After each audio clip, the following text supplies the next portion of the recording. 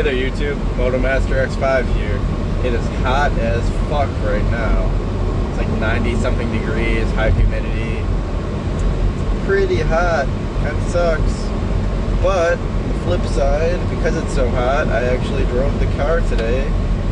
So now I get to make this lovely video for your viewing pleasure. Feel bad for that guy wearing full gear on a day like today. Still probably having more fun than me though. Not that I mind driving my car. Jeez, cut that corner much. So I finally broke down and ordered a radar detector, so hopefully I should be getting it tomorrow. That'll be nice. I mean, I've gotten pretty good at watching out for cops, but it's always nice to have that extra protection for when you can't really see them. I mean, I could always just not speed, but realistically, that's not gonna happen, unfortunately. But yeah, it's a Passport Escort Max. It's a discontinued model, but it's still, the reviews are really good for it. I'm really looking forward to getting it. I'll probably do a quick review video of it when I get it, or I'll just do another video when I have it. Oh, maybe that'll be part of this video. I don't know yet. But yeah, it has like a built-in GPS, so it knows the location of speed cameras and traffic cameras, and it'll actually learn where false positives are, or false alerts are.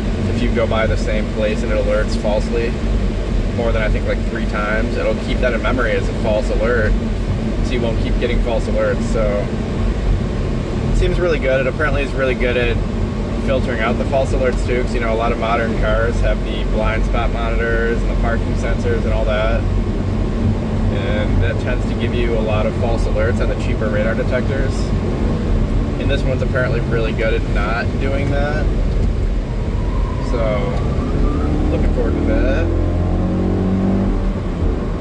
Oh yeah, Mazda power!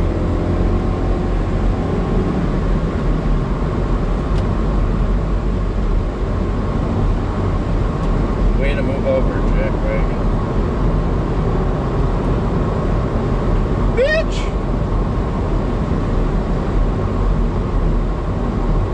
Oh my god, why are you in the left lane? Well, you're kind of in the left lane, you're also kind of in the shoulder. I mean, I guess you kind of know what you're doing, in a way. The truck's not gonna bite you, dude. You don't have to go into the fucking median. Also gotten back into a bit of a gaming kick, so I've been playing a lot of Battlefield 4 again lately. Great game. I wish I played it more on PC to begin with.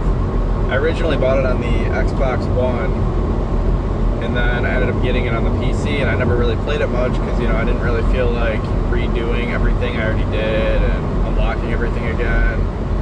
But finally got back into playing it on the PC. It's a freaking blast.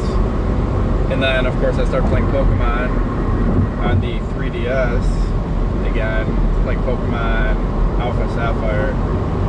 And so between those 2 games, I've actually been gaming a lot again, which I usually don't like to do in the summer. It's kind of a waste of time, but when I could be enjoying the nice weather, because around here we only have so many months of nice weather, being in central New York. You know, the winter is brutal around here.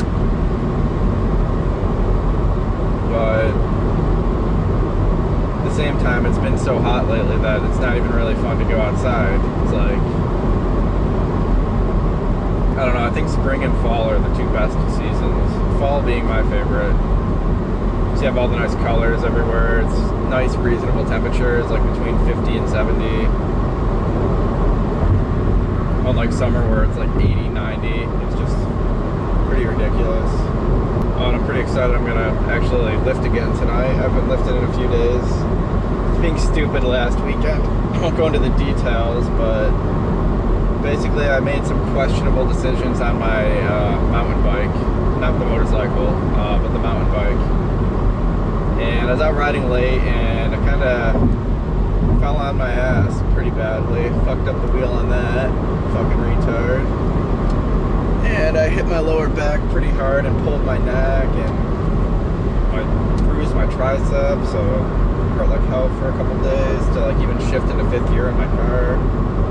And yeah, I really fucked that up. And today I'm not 100%, but I feel like I'm good enough to be able to do pull-ups again and hopefully do some deadlifting. It's funny how like when you work out consistently, at least for me, I'll start to get sick of it and I'll kind of force myself into working out because I don't want to like, you know, lose my gains or lose my fitness. But when you're forced to not lift for a few days, like you start to get this itch that you just can only cure by actually lifting. Like, you know, it's like an itch you have to scratch. And I've really been wanting to lift the past couple of days, so I'm really excited to get home and get back into it. So I'm really hoping that, you know, I'm healed up enough to where I'm not just going to re-injure myself. So I feel pretty much fine. A little sore still, but have to take it a little bit easy. But I'm excited to make sure to get back into it and quit slacking off. So I always feel guilty when I'm slacking off for a long period of time. I say long period, it hasn't even been a week. I hurt myself last Friday, and then I actually lifted on either Sunday or Monday. I tried to lift, I think it was Sunday, but my neck was still too sore to really do anything major other than push-ups, so decided to wait a couple days. And now today, I'm gonna get back into it, hopefully. Don't like waiting more than a few days. I'm gonna move over. Not gonna be that jack off who stays in the left lane that closes right now. I mean, I would be if that guy wasn't there. I could have passed him. But keeps smelling coolant too. I really hope that's not in my car. I might just be going crazy too. Probably just going crazy. It's very faint and not smelling it all the time. It's not coming from my vents, I don't think.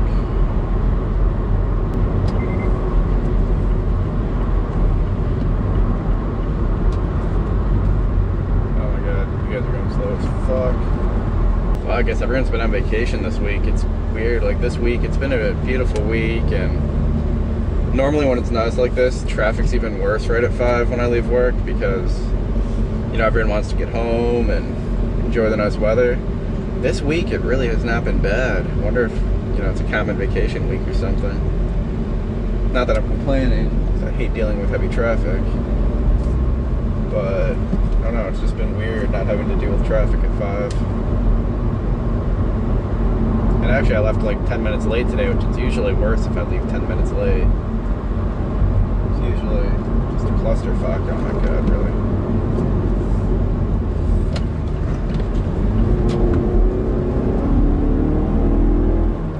Yeah, I'm not letting you over after you just cut me off, you fucking dildozer.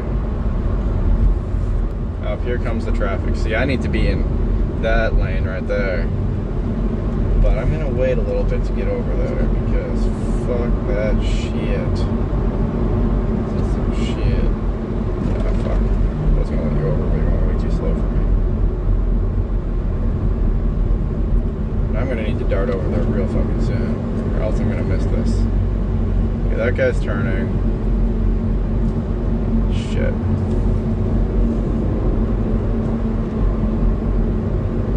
Might have just fucked up. Oh wait, there's an opening. I'm gonna get in there. There we go.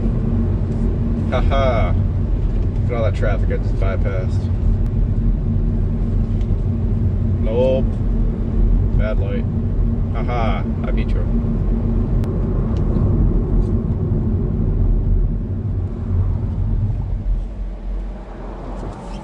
That was an abrupt stop.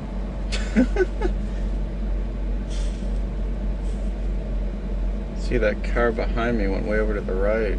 Oh. Not the one directly behind me, the car behind her. Probably almost rear-ended this truck behind me. He swerved way over at the last second. You've got to watch out for that in this, because people will stop at the top of the hill and you can't really see how much people are slowing down until you get over the crest of the hill.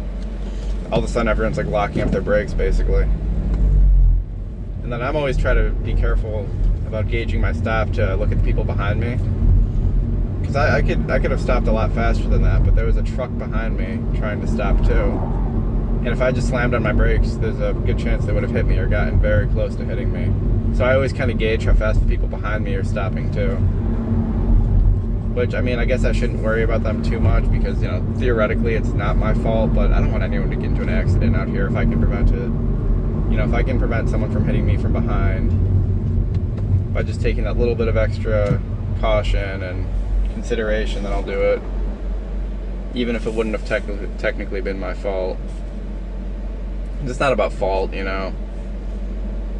Yeah, people can do stupid shit sometimes, but when you're out here, you don't want, you know, I don't want anyone to get hurt out here on the road. Even the people who drive like dinks, they usually don't deserve to get hurt. Ooh, I see blue flashing lights up ahead, red and blue flashing lights. Somebody got pulled over, I think. I also think that means people are gonna have to move over this way. Am I right? I'll let you over, buddy, don't worry. Yep, I definitely see lights up ahead. Let's see what's going on here. Is that an accident? Oh boy, yep, there is an accident. Someone got rear-ended. Looks like a black Nissan SUV rear-ended a VW. Well, that sucks.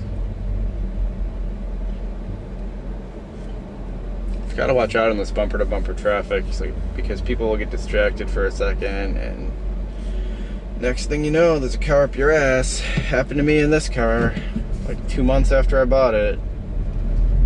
I was picking up the camera I'm actually recording this on right now. It was around Christmas time. I went to my local Best Buy on my lunch break.